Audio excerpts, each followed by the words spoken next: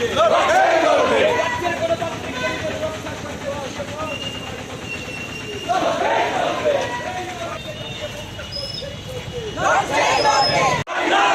বিজেপির সন্ত্রাসের বিরুদ্ধে জঙ্গল রাজ্যের বিরুদ্ধে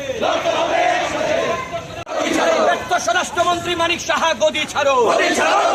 দিকে দিকে কংগ্রেস কর্মীদের উপর আক্রমণ, কার সাথে স্বরাষ্ট্রমন্ত্রী মানিক সাহা জবাব চাই। জবাব যে আমাদের রাজ্যে পঞ্চায়েত নির্বাচন ঘোষণা করা হয়েছে, এর আগেই রাজ্যের মাননীয় মুখ্যমন্ত্রী বলেছিলেন 100% বিজেপিকে পঞ্চায়েতে জয়লাভ করতে হবে।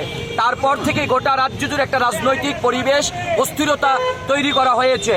যেখানে যেখানে বিরোধী দলের প্রার্থীরা যাচ্ছেন সেখানে তাদেরকে আক্রমণ করা হচ্ছে, ব্লকে ঢুকতে দেওয়া হচ্ছে না, বিরোধী দলের প্রার্থী খুন হয়ে যাচ্ছেন। কিন্তু রাজ্যের পুলিশ প্রশাসন এবং নির্বাচন কমিশন নীরব দর্শকের ভূমিকা পালন করছেন।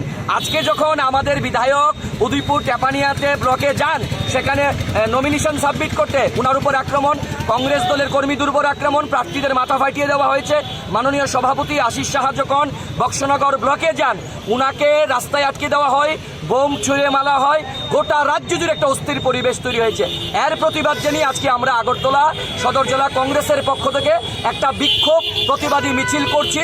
আমরা জানান দিতে চাইছি বিজেপিকে, রক্ত ঝরিয়ে এবং সন্ত্রাস করে কংগ্রেসকে রুখা যায় না এবং কংগ্রেস গণতন্ত্রের পক্ষে শেষ রক্তবিন্দু পর্যন্ত লড়াই করবে।